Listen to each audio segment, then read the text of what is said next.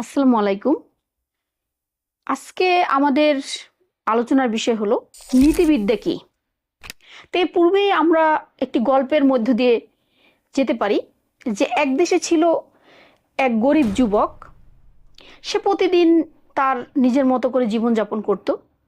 একদিন সে রাস্তা দিয়ে হেঁটে যাচ্ছিল এবং একটি থলে পেয়েছিল, লাল থলে, ভিতরে ছিল হিরে।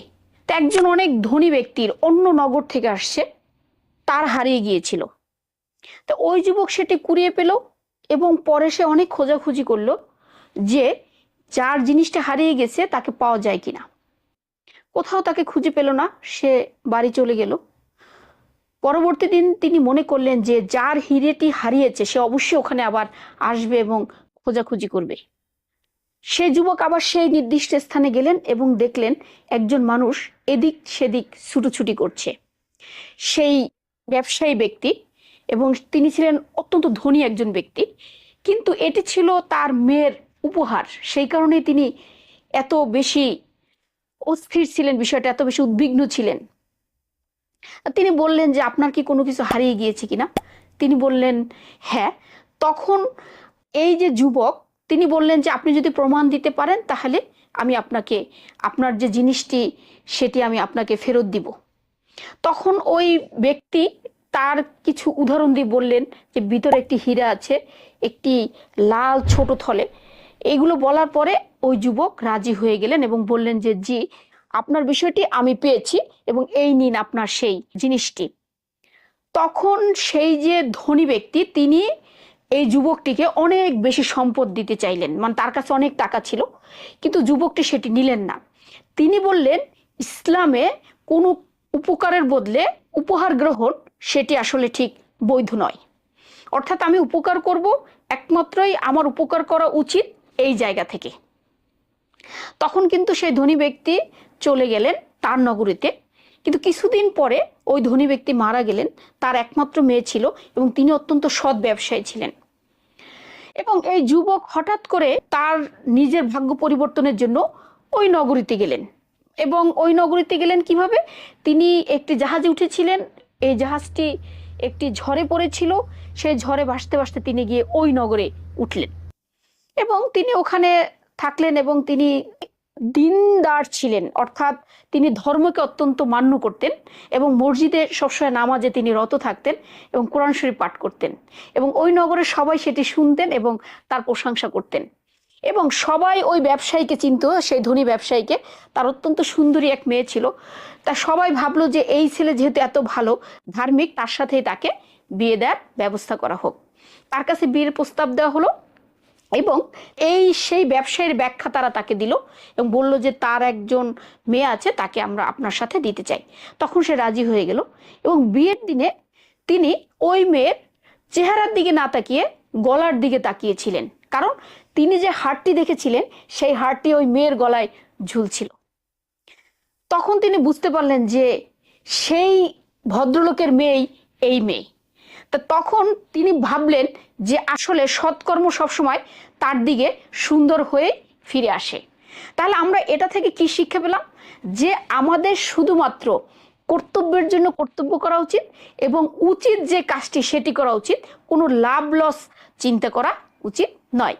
এটা থেকে আমরা যেটা পাই সেটি হলো নীতিবিদ্যার আলোচনা। উচিত কি, অনুচিত কি, ভালো কি, মন্দ কি। দর্শনের তিনটি শাখা নিয়ে মূলত আলোচনা করে। এক নম্বর হলো মেটাফিজিক্স, অর্থাৎ অধিবিদ্যার আলোচনা। দু নম্বর হলো এপিস্টেমোলজিক্যাল আলোচনা, মানে এপিস্টেমোলজি, জ্ঞানতাত্ত্বিক আলোচনা। তিন নম্বর হলো এক্সিওলজি, অর্থাৎ মূল্যবিদ্যার আলোচনা। এই তিনটির মধ্যে তৃতীয়টিতে নীতিবিদ্যার আলোচনা রয়েছে। সেখানে যেমন লজিকের আলোচনা রয়েছে, সেখানে যেমন নীতিবিদ্যার আলোচনা রয়েছে, সেখানে আমরা দেখি কি সৌন্দর্যের আলোচনাও রয়েছে, অর্থাৎ অ্যাস্থেটিক্স।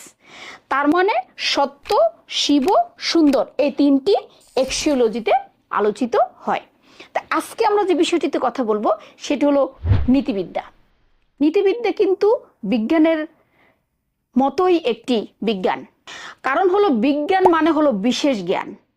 এখন প্রকৃতির কোনো নির্দিষ্ট বিভাগ সম্পর্কে যখন পরীক্ষা নিরীক্ষা পর্যবেক্ষণের মধ্য দিয়ে একটি সুশৃঙ্খল, সুসংহত এবং সুসংবদ্ধ জ্ঞান পাওয়া যায়, তখন তাকে বলা হয় বিজ্ঞান।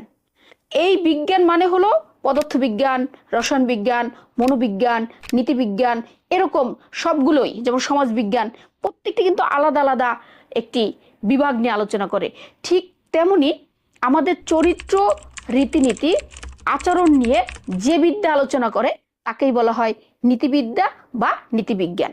অর্থাৎ সদাচার সম্বন্ধীয় জ্ঞান, ঔচিত্য সম্বন্ধীয় জ্ঞান এবং আমাদের ভালোত্ব মন্দত্ব নিয়ে যে আলোচনা, সেই সম্বন্ধীয় জ্ঞানই হলো নীতিবিদ্যা। এখন নীতিবিদ্যা মানেই হলো নৈতিকতার প্রকৃতি, স্বরূপ এবং ভিত্তি সম্পর্কীয় আলোচনা। মূলত নীতিবিদ্যার আলোচনায় উইলিয়াম লিলি যে সংজ্ঞাটি দিয়েছেন, সেটিকে আলোচনা করলে আমরা একদম পরিষ্কার হতে পারি আসলে নীতিবিদ্যা কি। তা লিলি যে কথাটি বলার চেষ্টা করেছেন সেটি হলো সমাজে বসবাসকৃত মানুষের ঐচ্ছিক আচরণের ভালোত্ব মন্দত্ব, ঔচিত্য অনৈচিত্য, ন্যায়ত্ব অন্যায়ত্ব নিয়ে যে বিদ্যা একটি মানদণ্ডের আলোকে মূল্যায়নমূলক আলোচনা করে তাকে বলা হয় নীতিবিদ্যা।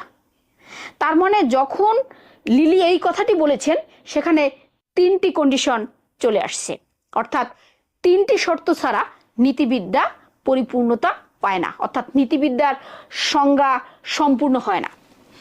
এক নম্বর কন্ডিশন বা এক নম্বর শর্তটি হলো সমাজে বাস করতে হবে মানুষকে, তাহলেই তার আচরণ মূল্যায়িত হবে এবং সেটি নীতিবিদ্যার মধ্যে আলোচিত হবে। দু নম্বরে যে বিষয়টি, তার অ্যাকশনটি বা কাজটি হতে হবে ঐচ্ছিক, অর্থাৎ যখন মানুষ ইচ্ছাকৃত কাজটি করবে সেটি নীতিবিদ্যার আলোচনার বিষয় বা মূল্যায়নের বিষয়। কিন্তু আমাকে ফোর্স করে কেউ কাজ করিয়েছে, তখন কিন্তু সেটি নীতিবিদ্যার আলোচ্য বিষয় নয়। আমি ইচ্ছাকৃতভাবে করেছি, সেটি হলেই কেবল সেটি নীতিবিদ্যার আলোচ্য বিষয়। 3 নম্বরে যেটি, সেটি হলো একটি মানদণ্ড থাকতে হবে অবশ্যই, অর্থাৎ ক্রাইটেরিয়া বা স্ট্যান্ডার্ড। এটি যদি না থাকে তাহলে সেটি নীতিবিদ্যার আলোচনার মধ্যে পড়বে না, কারণ এই স্ট্যান্ডার্ডের আলোকেই আচরণটির মূল্যায়ন করা হয়। কাজেই আমরা যে বিষয়টি দেখলাম যে এই তিনটি কন্ডিশন যখন ফুলফিল করে তখনই তাকে নীতিবিদ্যা বলা হয়। এখন স্ট্যান্ডার্ড বা মানদণ্ড কি? আমরা সমাজ বুঝি, আমাদের ঐচ্ছিক আচরণটা বুঝি, যেটি আমি ইচ্ছাকৃতভাবে করি, আমাকে কেউ জোরপূর্বক করায়নি, সেরকম কাজকে বলা হয় ঐচ্ছিক আচরণ। আর মানদণ্ড কি, সেখানে আমাদের একটি অসম্পূর্ণতা রয়েছে।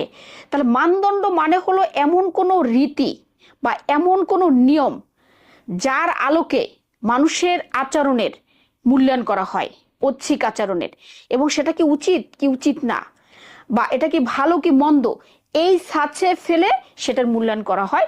সেটি হলো ক্রাইটেরিয়া বা মানদণ্ড। মানদণ্ড দুটি অর্থে ব্যবহৃত হয়। যেমন দেখা যাচ্ছে প্রাচীনকালে বাংলা সাহিত্যে আমরা দেখি যে এটি অনেক সময় শাসনার্থ ব্যবহৃত হয়েছে, যেমন রাজদণ্ড, অর্থাৎ শাস্তি হিসেবে, এক কথায় রাজদণ্ড হিসেবে ব্যবহৃত হয়েছে। কিন্তু এটি এই মানদণ্ড নয়, মানে এথিক্সের যেটা সেটি নয়।